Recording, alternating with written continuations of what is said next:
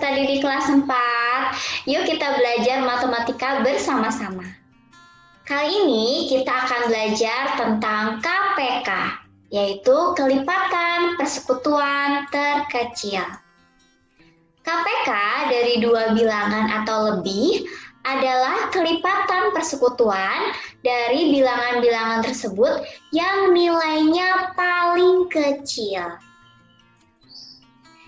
Contoh soal yang pertama, tentukan KPK dari 28 dan 42.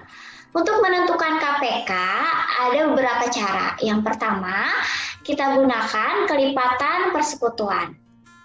Cara menyelesaikannya, kita cari pertama kelipatan dari 28. Kelipatan dari 28 sama dengan 28, 56, 84, 112, 140, 168, dan seterusnya. Lalu kita mencari kelipatan dari 42. Kelipatan dari 42 sama dengan 42, 84, 126, 168, dan seterusnya. Nah, setelah kita mencari kelipatan dari 28 dan 42, kita cari bilangan yang sama dari kelipatan-kelipatan tersebut. Tetapi kita cari bilangan yang sama yang paling kecil nilainya. Kita dapat nilainya yang paling kecil yang sama adalah bilangan 84. Jadi, KPK dari 28 dan 42 adalah 84. Sekarang kita akan mencoba cara yang kedua. Selain menggunakan kelipatan persekutuan, KPK juga dapat ditentukan dengan cara membuat pohon faktor. Kita sudah mempelajari pohon faktor di pembelajaran sebelumnya. Dengan soal yang sama, tentukan KPK dari 28 dan 42. Cara menyelesaikannya kita gunakan cara yang kedua, yaitu dengan pohon faktor. Pertama, kita buat pohon faktor dari 28. 28 bisa habis dibagi 2 yang merupakan bilangan prima. 28 dibagi 2 sama dengan 14. Kemudian 14 juga dapat dibagi habis oleh bilangan prima 2, yaitu sama dengan 7. Nah, 7 ini sudah tidak dapat dibagi lagi oleh bilangan prima 2 dan seterusnya. Sehingga pohon faktor terhenti di 7. Jadi kita sudah dapatkan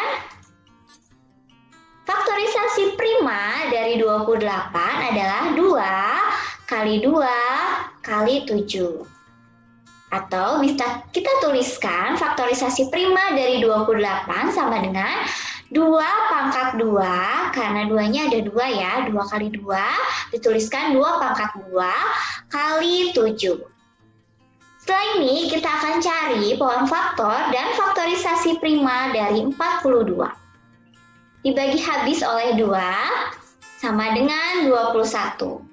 21 tidak habis dibagi 2, maka dari itu kita akan bagi dengan bilangan prima yang selanjutnya. Kita coba bagi dengan 3. Ternyata 3 dapat membagi habis 21 sama dengan 7.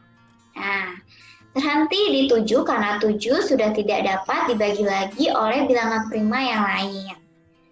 Sehingga faktorisasi prima dari 42 adalah 2 kali 3 kali 7.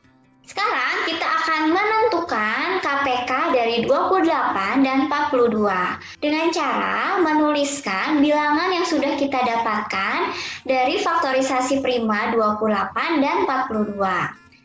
Jika ada bilangan yang sama, kita hanya menuliskan satu kali saja.